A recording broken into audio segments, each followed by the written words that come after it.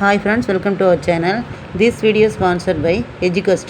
இந்த எஜுகஸ்டோட website link வந்துட்டு description பாக்ஸில் கொடுத்துருக்கேன். நீங்கள் விசிட் பண்ணி உங்களுக்கு தேவையான கோர்ஸில் ஜாயின் பண்ணி பலனடைஞ்சுக்கோங்க. இப்போ கடன் தீர நம்முடைய குலதெய்வ வழிபாடு செய்வது எப்படி என்பதை இந்த வீடியோவில் பார்க்கலாம். அதுக்கு முன்னாடி எஜுகஸ்ட் சம்மந்தமான ஒரு சின்ன வீடியோ கிளிப் பார்த்துட்டு நம்மளோட வீடியோக்குள்ளே போகலாம் வாங்க. The struggle to find courses that truly speak your language, it's finally over. Welcome to EduQuest, where learning is made just for you. At EduQuest, we bring you a wide range of online courses, from career building programs to skill boosting masterclasses, all in your regional language.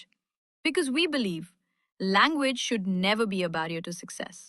Our courses are tailor made after understanding what today's learners really need. So why wait?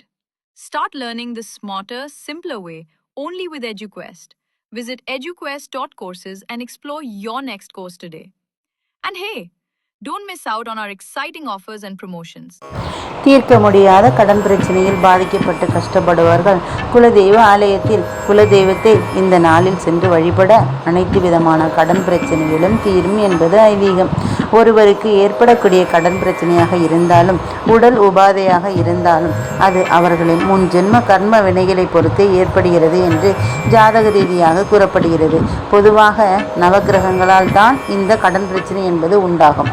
நவக்கிரகங்கள் நம்முடைய கர்ம வினைகளை பொறுத்து தான் பலன்களை தரும் என்பதால் கடன் தொடர்பான பிரச்சனையால் பாதிக்கப்பட்டு இருப்பவர்கள் அவர்களுடைய கர்ம வினையை தீர்க்க வேண்டும். அப்பொழுதுதான் கடன் பிரச்சனையும் தீரும். அந்த வகையில் கர்ம வினைகளையும் கடன் பிரச்சனைகளையும் தீர்ப்பதற்கு குலதெய்வத்தை எப்படி வழிபட வேண்டும் என்றுதான் இந்த ஆன்மீகம் குறித்த பதிவில் நாம் பார்க்க போகிறோம். குலதெய்வ வழிபாடு என்பது மிகவும் முக்கியமான ஒன்று. நம் குலத்தையே காக்கக்கூடிய தெய்வத்தை நாம் கண்டிப்பான முறையில் வழிபட வேண்டும். அப்படி வழிபட்டால்தான் நாம் செய்யக்கூடிய செயலில் நமக்கு வெற்றிகள் உண்டாகும், தடைகள் விலகும்.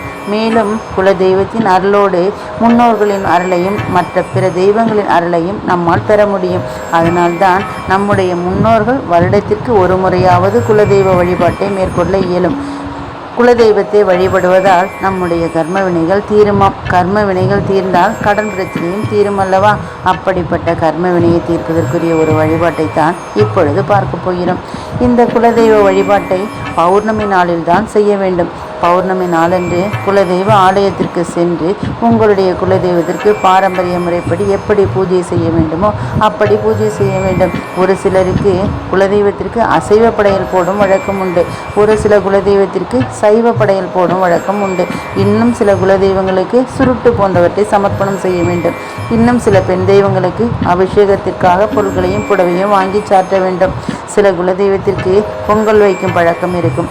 இப்படி ஒவ்வொரு குலதெய்வத்திற்கும் ஒவ்வொரு விதமான வழக்கம் இருக்கும். தங்களுடைய குலதெய்வத்திற்கு எது வழக்கமோ அந்த வழக்கப்படி பூஜை செய்ய வேண்டும். பூஜை செய்து முடித்த பிறகு பச்சரிசி மாவினால் தயார் செய்த மாவிளக்கை குலதெய்வத்திற்கு முன்பாக ஏற்ற வேண்டும். 12 எண்ணிக்கையில் பச்சரிசி மாவால் செய்யப்பட்ட மாவிளக்கை குலதெய்வத்திற்கு முன்பாக வைத்து நெய் ஊற்றி பஞ்சுத்திரி போட்டு தீபம் ஏற்ற வேண்டும். பிறகு நேராக குலதெய்வ சன்னதிக்கு சென்று தங்களுடைய பெயரிலும் தங்கள் குடும்பத்தின் பெயரிலும் அர்ச்சனை செய்து கர்ம வினைகளும் கடன் பிரச்சனைகளும் தீர வேண்டும் என்று மனதார வேண்டிக் கொள்ள வேண்டும். இந்த வழிபாட்டை பௌர்ணமி நாளன்று பகல் 11 மணிக்குள் செய்துவிட வேண்டும். யார் ஒருவர் பௌர்ணமி நாளில் 12 தீபங்கள் ஏற்றி வைத்து 11 மணிக்குள் வழிபாடு செய்கிறார்களோ அவர்களுடைய கர்ம வினைகள் படிப்படியாக குறைய ஆரம்பிக்கும். அதன் மூலம் கடன் பிரச்சனையும் குறையும். சக்தி வாய்ந்த குலதெய்வ வழிபாட்டை அணிதினமும் மேற்கொள்ள வேண்டும். அதுவும் குலதெய்வ ஆலயத்திற்கு சென்று இந்த முறையில் வழிபாடு செய்பவர்களுக்கு அவர்களுடைய கடன் பிரச்சனைகளையும் கர்ம வினைகளையும் குறைய ஆரம்பிக்கும் என்று இந்த பதிவில் பார்க்கிறோம்.